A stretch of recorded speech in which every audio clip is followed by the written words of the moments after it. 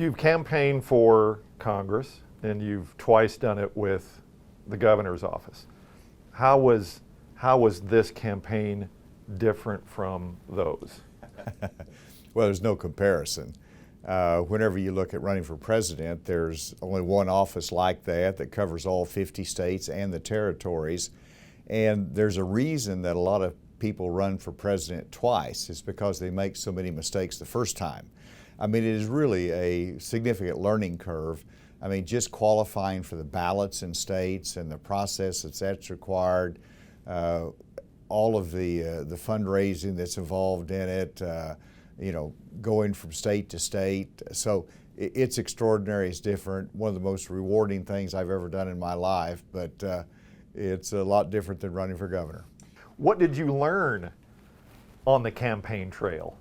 Well, it's actually very, very fascinating that because Iowa was first in the nation on the caucus and New Hampshire is first in the nation in the primary, the level of intensity is extraordinary. And so, like in New Hampshire, they have like a 90% vote turnout. And so, a high level of interest, responsibility they sense. And so, you go into a diner in New Hampshire or Iowa, and they all welcome you. They'll sit down, they ask you questions. They feel like it's their responsibility to ask you questions. So they're very, very engaged, and that's rewarding. It really reflects well in our democracy. How did you know what was going to happen when you announced, and when you look back, is it what you thought it was going to be? Well, whenever I announced, I was a third candidate in the race, and I knew it was an uphill battle at the time. Well, that never changed. It was an uphill battle every step of the way. And so, I had an understanding as to the challenges that were ahead. I was very realistic about it, but I believed it was very, very important. And so I did it, and I have absolutely no regrets about that. If there could have been some breaks along the way, then perhaps it would have been different. What did you hear from people when you campaigned? What's the feeling on the campaign trail? It's different in the sense that you get different responses, but one of them is that they see state government working well and local government working well, and they see Washington as totally dysfunctional. So there's a high level of frustration and cynicism, and that's why they want somebody to be prepared to go up there and to shake things up dramatically. And so they want the explosive part in D.C.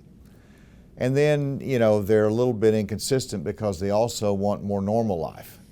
And so I appeal to the more normal side, that we want things to work, get things done, bring people together, and that appeals to them, but they also see such a dramatic challenge ahead for our country, and so they want someone to be angry, and that's hard. All the campaigns that you've done, you've been U.S. Attorney, the Congress, governor twice. Is there anything left? What's next? I told Susan today, my bride, that I just feel invigorated. And so we'll see what's ahead, but one, I expect to work. I don't expect to retire.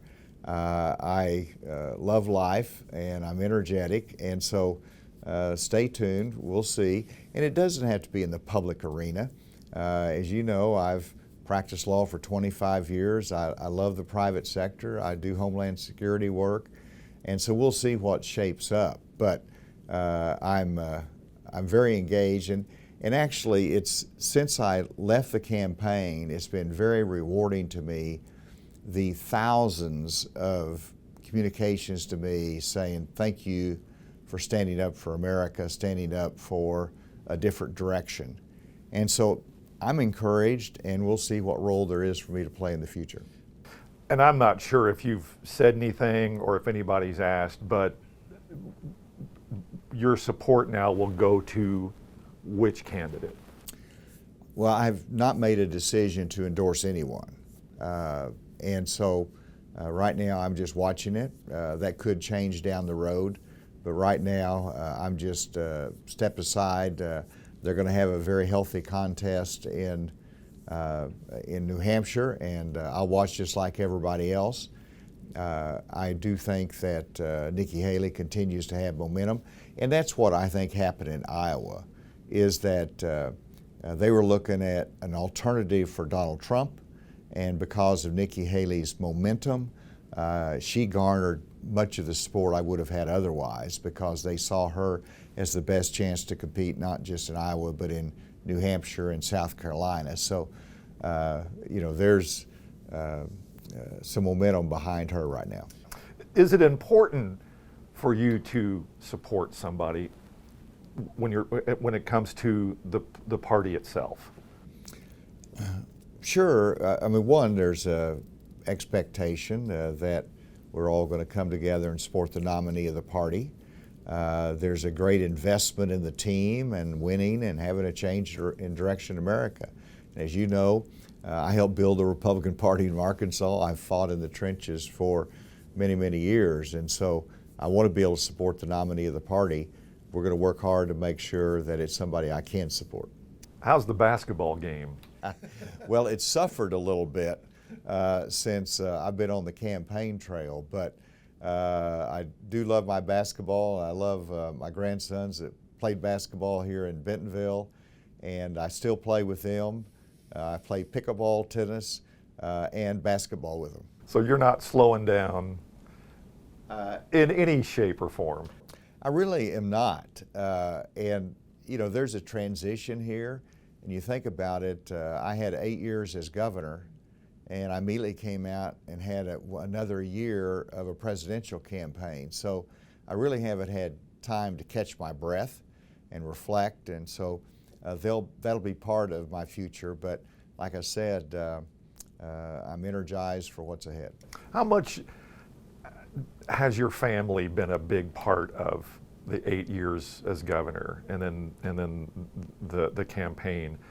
How important is it to have them behind you, and how have they helped you out through this? Well, it's essential that the family is a part of your political life, because that's my life. And whenever you look at the times that I've run statewide and lost, my family was with me. They're a part of that, and so they see the hard part of politics, and then they see 8 years as governor, and they were a part of it, both in terms of dealing with the public, but also enjoying the pride of Arkansas and sharing in that. So it's been a ride together, and even the presidential campaign, every one of them in different ways have been a part of it, and I wouldn't want to make those kind of journeys without them. Glad to be back home? Oh, it's good to be back home. I tell you, I drove from Iowa back home in the snow, and when I crossed the Arkansas line, I felt 100% better.